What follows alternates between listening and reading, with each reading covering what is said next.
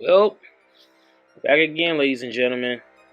Got a big fight field this week on Sunday evening with Errol Spence Jr. versus Tim Tszyu, Tszyu's son. This is a big litmus test for both fighters about where they stand in the last bit of their careers. Both of them are veterans in the game. Both of them are former champions. Looking to get a few more paydays down the line and possibly compete for another title down the road.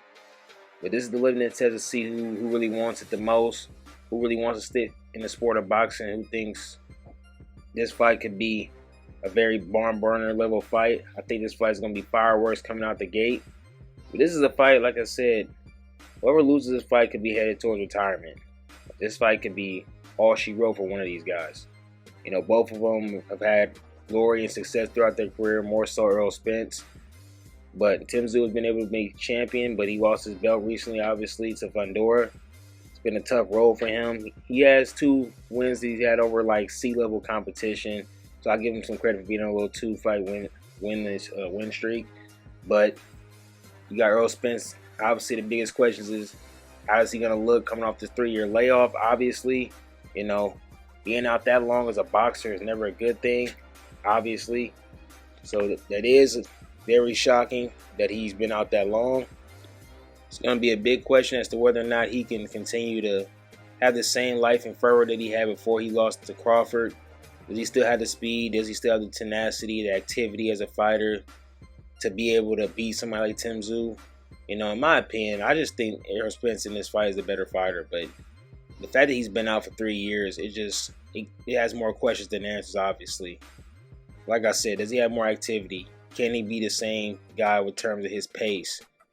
Using that stiff jab to pump into Tim Tszyu's face. Obviously, this is going to be a southpaw versus orthodox type matchup. Who can control the outside leg and footing?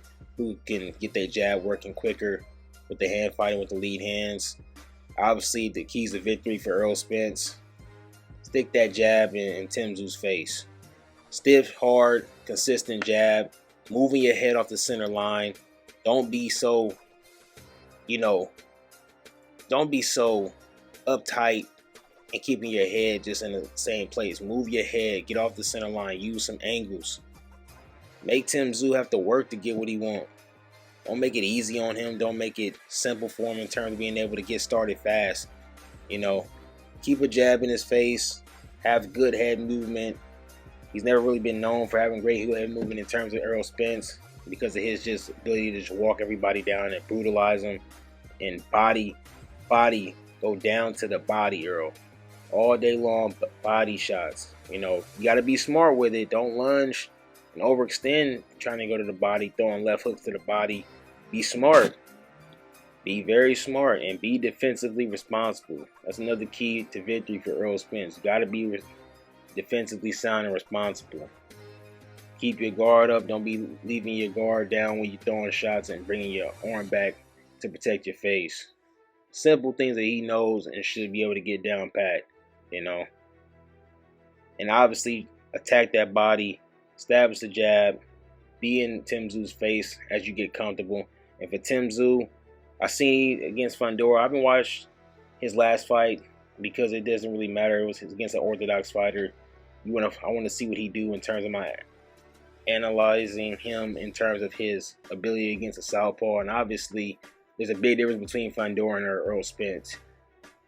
With Fundora's 80-inch reach, you can't really compare the two in terms of how a fight will play out. But the fact that he's the last southpaw he fought, and he was susceptible to getting hit with left hooks, you know, getting hit with straights, you know, getting walked down a little bit. It seemed like he really was on Front Street in the back end of that fight. Even though he was doing an okay job of being able to counter, I will give him that much credit. He is a sneaky power puncher. He can lull you to sleep with his high guard and throw big 2-1-2 type of combinations when he actually feels like you're pressing him a little harder than you should be. And he can lull you to sleep and catch you with something. So, and he's willing to go toe-to-toe with guys. I don't think it's to his advantage. I think that's more so to his detriment. But he's a decent counter puncher as well. Tim Tszyu, obviously the keys to victory for him is you got to get in Errol Spence's space and make it a tough fight. be fast. Errol Spence is sometimes known to be a little slow in terms of getting started. So you want to get in space and make it tough immediately. Put him on the back foot, try to gain his respect in terms of your power and make him have to fight and think. You have to remember, Earl's been out this long. He ain't really had the opportunity to think inside of a boxing ring and have to think about that, how to, figure out situations that he's getting put in terms of his defense. So you want to test his defense early. You want to have to establish a jab and make him have to feel it, and a stiff, hard jab to really get him to have some PTSD from his last fight. Make it tough. Both of them, you want to keep the outside foot in terms of both of them. You want to be able to control the center of the ring. You don't want to be pushed up against the ropes. If Errol Spence is going to take the mode of, I'm going to fight him like I fought Ugas or Sean Porter, getting inside, throwing hooks, throwing to the body, and really playing the toe-for-toe game. High guard, just standing each other in the clinch area and just throwing punches. I think Tim Tszyu's best strategy is to kind of stay on the outside and pick him up, pick him apart on the outside. Even though he has a smaller reach, you just got to be smart.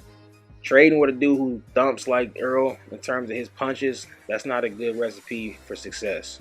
So I can't wait. I think the first 2 rounds of this fight is going to really dictate how this fight goes.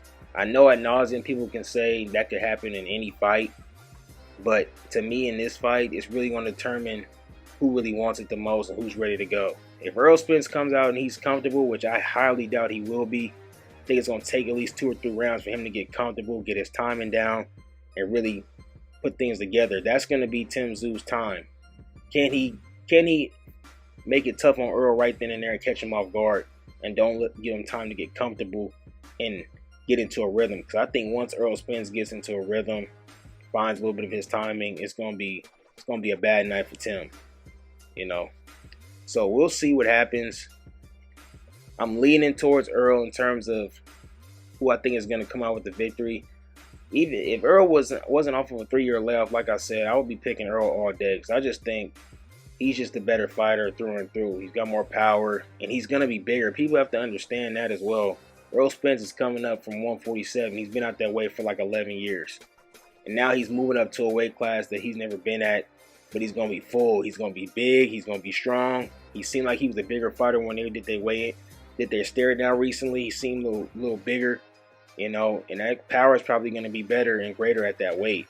You're going to be able to probably carry his power up a lot better. So, and it's more so a natural weight for him, I see. So I'm leaning towards Errol.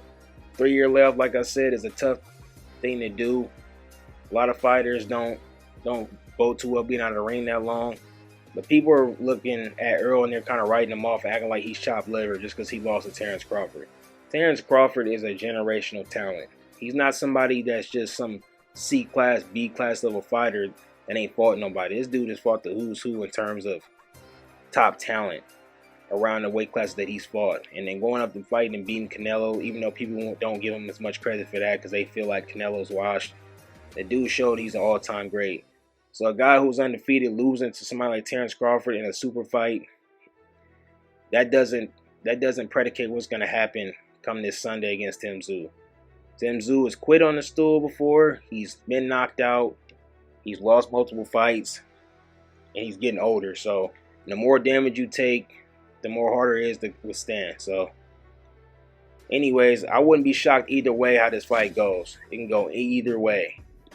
But I'm going to roll with Errol on this fight. I don't think this fight goes the distance either. I think somebody's going to quit on the stool or somebody's going to get stopped. The referee's going to wave it off. I say between rounds 7 to 9. I don't think this fight goes the distance. And if Errol doesn't look right from the beginning, opening bell, we'll know Tim Tszyu's probably got this fight won. But it's all going to be dependent upon where Errol shows up. If Errol shows up 85, 90% of what he was before he fought Crawford, or even during when he fought Crawford, I could see him coming up with the victory easily. Now, if he's way below that, if he's only 50% of what he was, if his reflexes aren't there, if his punch resistance isn't there, that's another thing. If his punch resistance isn't there in terms of being able to take shots, I could see Tim Tszyu getting a stoppage win.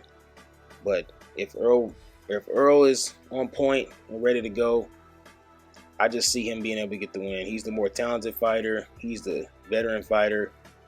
I believe he'll be the bigger fighter come fight night. I just think the truth is going to come through with this one. But I've been wrong before. It wouldn't shock me if I was wrong this time. That's my prediction. I got Errol Spence for the win by stoppage late. I could be wrong, and I wouldn't be shocked. But thank you guys all for watching. And as always, until we meet again.